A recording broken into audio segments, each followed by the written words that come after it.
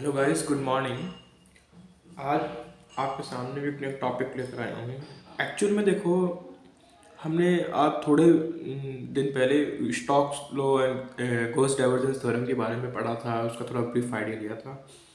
लेकिन एक्चुअल में जो जो उन थ्योरमों में जो इंटीग्रल यूज हुए थे, surface integral, linear integral and volume integral, उसको कैसे सॉल्व करते हैं और एक्चुअल में इनका फिजिकल मीनिंग क्या है, इनके बारे में जो भी चीज़ें हैं वो आज मैं इस वीडियो में बताऊंगा आपको।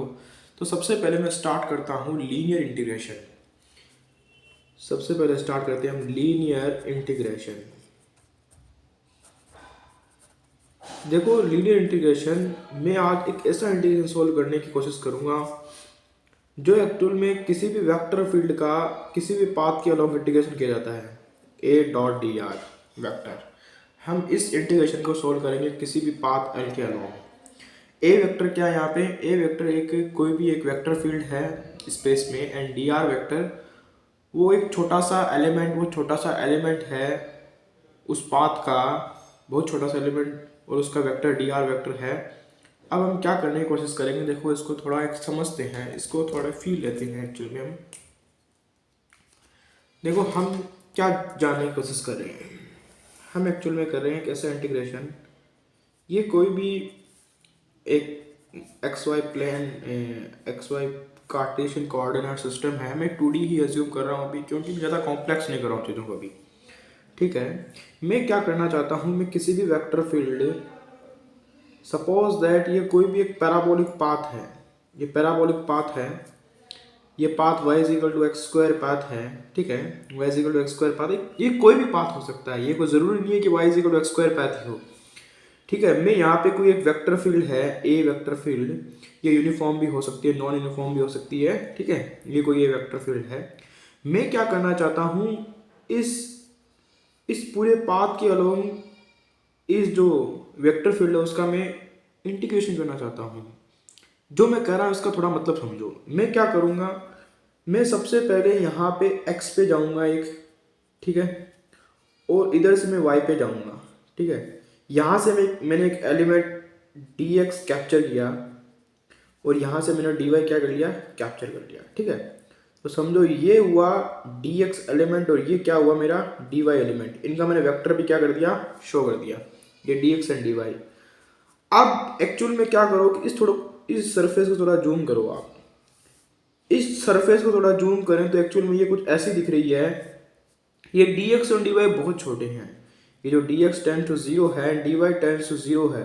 अगर ऐसा है तो ये जो सरफेस है जिसकी लेंथ dr है वो भी 0 की तरफ ही टेंड करेगी। ठीक है, और इसका जो वेक्टर होगा dr वेक्टर, ये क्या होगा, dr कैप।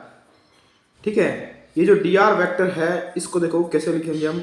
ये जो कर्वनेस है सरफेस की, हम इसे स्ट्रेट लाइन की तरह मान सकते हैं, क्योंकि अगर ये 0 की तरफ टेंड करेगा, ये 0 की तरफ टेंड करेगा dy, तो इसकी जो कर्वनेस है वो भी 0 की तरफ ही टेंड करेगी। तो ये क्या हो गया, dx i कैप, एंड ये क्या हो गया, dy z कैप।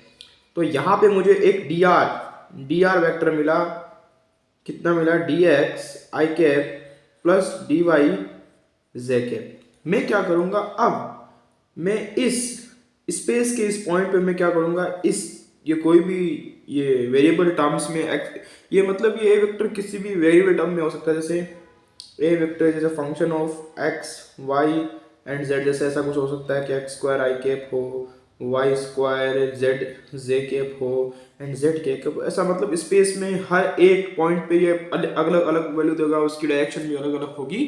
ठीक है, मैं क्या करूँगा, स्पेस पे यहाँ पे जो इसकी वैल्यू है, मैं इस पॉइंट पे इसका ए डॉट डी आर पता करूँगा। यहाँ पे डी आर एक छोटा सा पाथ है जिसके अलोंग मैं इंटीग्रेशन कर रहा हूँ, उसका एक टुकड़ा है। अब मैं ये जो पूरे टुकड़े हैं इस पूरे पाथ के अलोंग मैं इसको इंटीग्रेट करूँगा। उसी को हम एक्चुअल में क्या कहते हैं, किसी भी वेक्टर फील्ड का उस पाथ के अलोंग लीनियर इंटीग्रेशन कहते हैं। ठीक है, इसका मतलब यही होता है। अब थोड़ा सा हम आगे समझते हैं इसको एग्जाम्पल के थ्रू। एक्चुअल में एग्जाम्पल ये है कि मुझे एक्चुअल में कोई एक वेक्टर फील्ड ए वेक्टर दी गई है, X I cap plus Y J cap. ठीक है, मुझे क्या करना है, y is equal to x square के अलॉन्ग इस वेक्टर फील्ड का लीनियर इंटीग्रेशन करना है 0 से लेकर 1 तक। ठीक है, मुझे एक्चुअल में ये दिया गया है। मैं क्या करूँगा, सीधा लीनियर इंटीग्रेशन करना है A vector dot D R vector. D R vector क्या लिख सकते हैं, मैंने अभी बताया था आपको, A vector dot D x I cap plus D y J cap. ठीक है, अब मैं क्या करूँगा, सिंपल इसको कैलकुलेट करूँगा। ए वेक्टर ये क्या हो जाएगा, X D X plus Y D Y. अब मैं सिंपल 0 से लेकर 1 तक, 0 से लेकर 1 तक इस पूरे इंटीग्रेशन को सोल्व कर दूंगा। ठीक है, अगर यहाँ पे y का टर्म आए तो हम जो भी पूरे टर्म होंगे y के उसको x में चेंज कर देंगे। मतलब मेरे कहने का मतलब क्या हुआ कि आप वेरिएबल को उन टर्म में लाने की कोशिश करें जिसके रिस्पेक्ट में इंटीग्रेशन कर रहे हैं। जैसे इस जो ये जो पार्ट है इंटीग्रेशन का, इसमें हम x के रिस्पेक्ट में इंटीग्रेशन करना चाह रहे हैं, तो हम पूरे टर्म्स को, पूरे जो ये इंटीग्रेशन है उसको x के टर्म में लाना चाहेंगे और यहाँ पे पूरे इंटीग्रेशन को y के टर्म में लाना चाहेंगे। तो इस प्रकार हम इंटीग्रेशन को क्या करेंगे, सोल्व करेंगे। तो ये तो हो गया लीनियर इंटीग्रेशन के बारे में। अब आते हैं हम सरफेस इंटीग्रेशन के बारे में, थोड़ा सा उसका भी ब्रीफ आइडिया, वो भी इंपॉर्टेंट भी है एक्चुअली में। अब क्या देखते हैं हम सरफेस इंटीग्रेशन के बारे में। इसका थोड़ा नेक्स्ट पेज में लेता हूँ।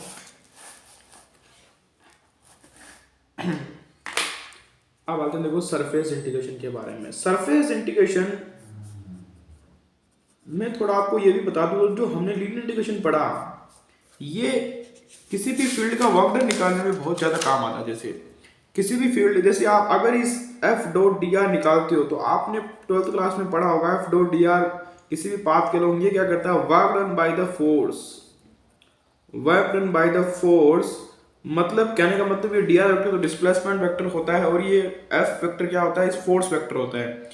तो अगर इसका इंटीग्रेशन निकालें एफ डॉट डी आर का, तो ये वर्क डन बाय द उस फोर्स, उस किसी पाथ के लोग, जैसे ये कोई पाथ है, ये पाथ में कोई पार्टिकल जा रहा है, ए पाथ ए से लेकर बी तक कोई पार्टिकल इस पाथ के लोग चल रहा है, यहाँ पे फोर्स वेक्टर उस पार्टिकल लेने वाला फोर्स फील्ड की वैल्यू इस प्रकार डिफाइन है। तो हम यहाँ से यहाँ तक ले जाने में कितना वर्क डन करेगा वो फोर्स, इस पार्टिकल, किसी भी पार्टिकल पे, कोई मास का पार्टिकल है, तो हम ये जो अभी कैलकुलेशन की उसी कैलकुलेशन से हम इसको निकालते हैं।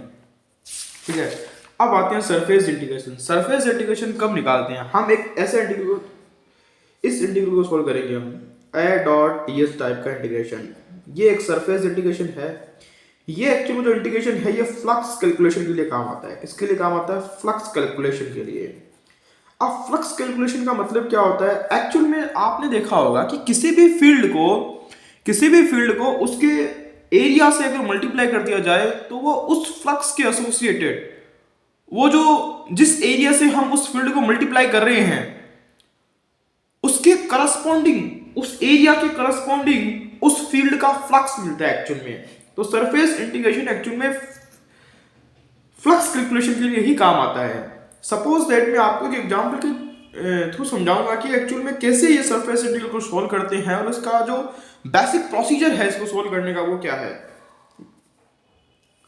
देखो यहाँ पे मैंने एक X Y Z Cartesian coordinate system में अज्यूम किया है। ये x हो गया, ये y है, ये z है। ठीक है, मैंने यहां पे एक सरफेस ली है,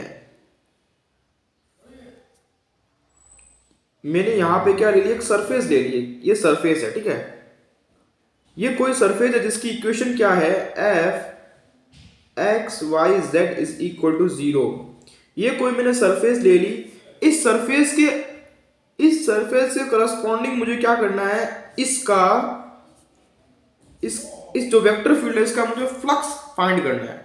तो सबसे पहले मैं क्या करूंगा, मुझे इस सरफेस का इस xy प्लेन में एक्चुअल में प्रोजेक्शन लेना होगा। प्रोजेक्शन का मतलब क्या हुआ कि मैं इसके ऊपर टॉस डालूंगा और जो ये इसकी जो छाया बनेगी यहाँ पे xy प्लेन पे, वही इसका प्रोजेक्शन होगा। जैसे सिंपल आप देखो कि जो मेरा हाथ है उसके देखो ये ऊपर वाली कर्वनेस है, ये कर्वनेस, इसकी छाया देखो नीचे, ये इस जो आकृति जो शेप बन रही है, ये एक्चुअल में इस जो कर्व है, ये जो कर्व है इसका क्या बन रहा है, ये प्रोजेक्शन बन रहा है। आप इसे इसी तरह कुछ रिलेट कर सकते हो। अब एक्चुअल में हम इसे थोड़ा मैथमेटिकली देखेंगे, एक्चुअल में कैसे फाइंड करते हैं, इसको सॉल्व कैसे करते हैं इस ए डॉट डी एस को। अब मैं क्या करूंगा, ये डी एस वेक्टर तो क्या होगा, एक्चुअल में मैंने यहाँ पे कुछ अज्यूम किया डी एस वेक्टर, ये ds वेक्टर मैंने क्या यहाँ पे कुछ अज्यूम कर लिया, ds वेक्टर, ये ds वेक्टर इस सरफेस पे अज्यूम किया गया है, ठीक है। ये कुछ हो गया ds वेक्टर, ठीक है। अब ये जो प्रोजेक्शन लिया गया है यहाँ पे, ये कुछ प्रोजेक्शन, किसी भी तरह का प्रोजेक्शन मैंने आर्बिट्री को शेप बनाई है, जो प्रोजेक्शन इसका इस तरह से कुछ प्रोजेक्शन आया। अब यहाँ पे मैं एक dA वेक्टर अज्यूम करूंगा इस प्रोजेक्शन पे। अब ये जो dA वेक्टर है, इसका जो डायरेक्शन होगी वो क्या आएगी, के के डायरेक्शन में आएगी। एक्चुअल में क्यों, क्योंकि ये एक्स वाई प्लेन पे प्रोजेक्शन है, यहाँ पे कोई भी एलिमेंट लो, उसका जो एरिया वेक्टर आएगा वो ऊपर ही जेड एक्सिस के अलोंग आएगा, तो उसकी जो डायरेक्शन, उसका जो यूनिट वेक्टर होगा वो के केप होगा, और इसका जो यूनिट वेक्टर होगा ये क्या आएगा, ये ds वेक्टर। अब जो ds वेक्टर इसके करस्पॉन्डिंग जो यूनिट वेक्टर होगा ds केप। अब आपको ये पता होना चाहिए, किसी भी सरफेस की अगर इक्वेशन दे दें तो किसी भी पॉइंट पे नॉर्मल वेक्टर कैसे फाइंड करते हैं, वो कैसे फाइंड करेंगे। जो हमें इक्वेशन दी, इसको मैं फाई अज्यूम कर लेता हूं, फाई, ये जो फंक्शन है इसका हम ग्रेडियंट निकालेंगे, क्योंकि किसी भी सरफेस पे, किसी भी पॉइंट पे, तो अगर हम ग्रेडियंट लेते हैं तो ग्रेडियंट हमेशा उस सरफेस के परपेंडिकुलर डायरेक्शन में होता है, तो वो क्या होगा, नॉर्मल होगा। तो हम क्या लेंगे, सिंपली उस सरफेस का क्या ले लेंगे, ग्रेडियंट ले लेंगे, और यूनिट वेक्टर निकालने के लिए इस ग्रेडियंट के मैग्नीट्यूड से क्या कर देंगे, उसका डिवाइड कर देंगे। तो ये क्या आ जाएगा, ये हमें यूनिट वेक्टर एन केप मिल जाएगा, ठीक है। इसको एन केप अज्यूम कर लेते हैं, एन केप।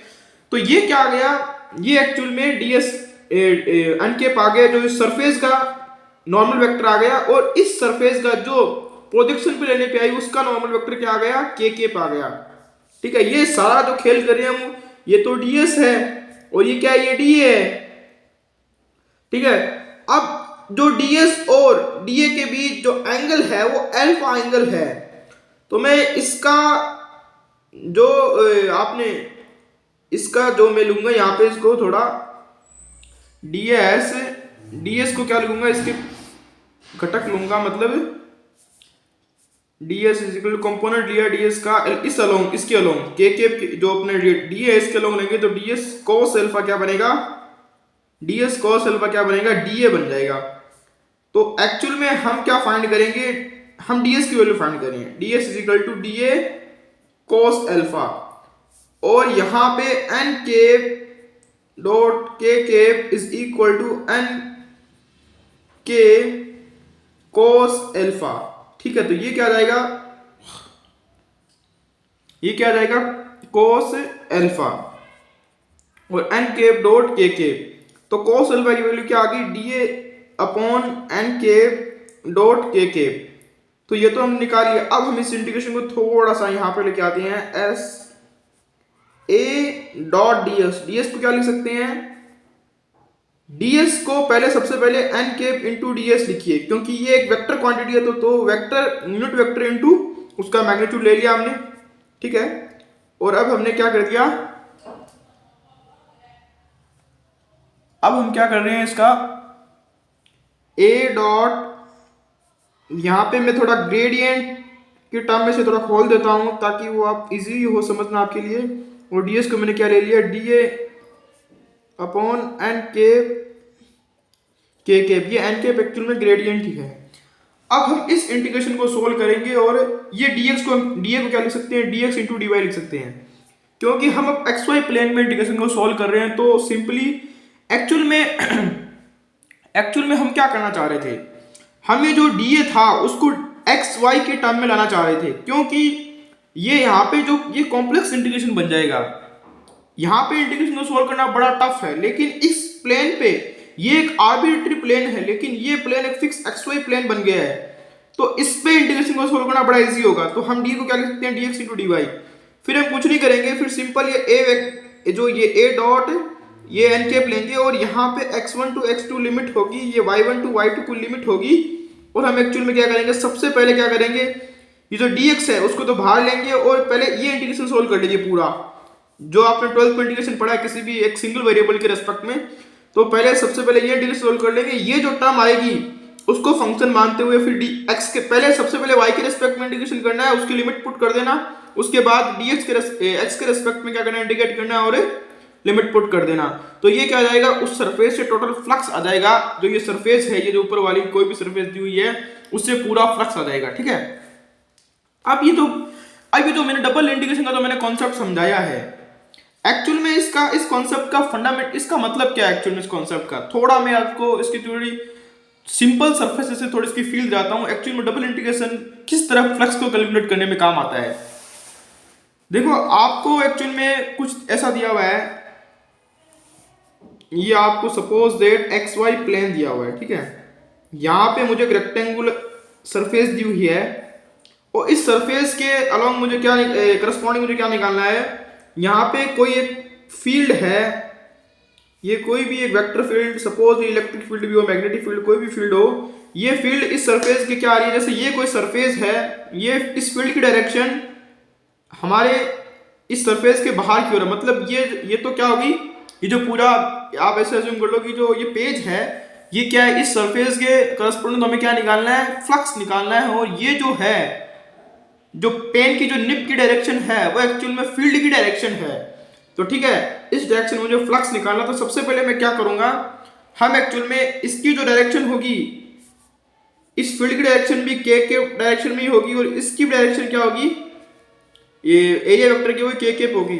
तो सिंपल वो कोस अल्फा 0 हो जाएगा। मतलब कहने का मतलब मैं क्या कह रहा हूं, ए डॉट ds को हम डी लिख सकते हैं क्योंकि यहां पे दोनों सेम डायरेक्शन में है। ए डॉट da, अब कोस अल्फा है, अल्फा 0 हो जाएगा तो ये कोस अल्फा कितना हो जाएगा, 1 हो जाएगा। तो a डॉट da, ये आप थोड़ा ध्यान दे रहे हैं यहाँ पे, ये मैंने जो a डॉट ये जो da लिया है, ये थोड़ा कंफ्यूज हो सकते हैं इससे कि ये a वेक्टर कुछ दूसरा वेक्टर है। इसको सपोज जैसे मान लो कि ये a कुछ ऐसा अलग वेक्टर है, ये इसका इससे कोई रिलेशन नहीं है, a वेक्टर का इससे da से कोई रिलेशन नहीं है, ये कुछ अलग है, ये सिस्टम ही अलग है। समझ में आई? ठीक है, इससे आप थोड़ा कंफ्यूज ना हो। a डॉट, इसको मैं थोड़ा कंफ्यूज नहीं हूं इसके लिए मैं थोड़ा फोर्स फील्ड f मान लेता हूं इसको, f वेक्टर डॉट da। ठीक है, f वेक्टर डॉट da। अब ये da तो डॉट तो हट जाएगा क्योंकि कोस अल्फा मैंने 1 आ गया ये तो। ठीक है, इसको मैं लिख सकता हूं f vector dot dx into ये सिंपल ये dx इनटू dy। अब क्या हो रहा है कि सबसे पहले हम इस इंटीग्रल को कैसे सोल्व करेंगे, f पहले dy को लेंगे और फिर dx को लेंगे।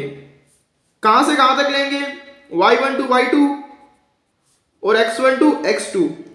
इसका मतलब क्या, ये एक्चुअल में कर क्या रहे हैं हम वो समझो इसको। सबसे पहले मैं x पे जाऊंगा, यहां पे मैं एक्चुअल में क्या कर रहा हूं मैं एक्चुअल में x पे जाके मैं ये जो इंटीग्रल सोल्व कर रहा हूं, ये इस स्ट्रिप का, ये जो स्ट्रिप है, ये इस पूरे का मतलब क्या हुआ कि मैं इस स्ट्रिप का क्या कर रहा हूं, फ्लक्स कैलकुलेट कर रहा हूं। छोटी सी dx स्ट्रिप है जो y1 से लेकर y2 तक फैली हुई है, इस स्ट्रिप का मैं क्या कर रहा हूं, एक्चुअल में फ्लक्स कैलकुलेट कर रहा हूं।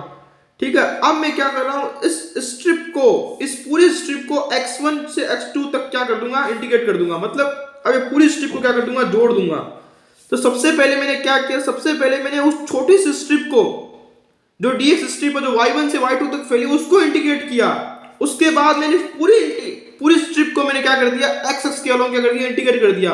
तो ये जो पूरा एरिया है वो क्या कर लेगी, कवर कर लेगी। ठीक है, ये पूरा एरिया क्या कर लेगी, कवर कर लेगी। यही मतलब होता है जो डबल इंटीग्रेशन करते हैं ना, जैसे 2 बार इंटीग्रेशन का साइन यूज करके करते हैं, इसका मतलब यही होता है simple. Thank you and all the best.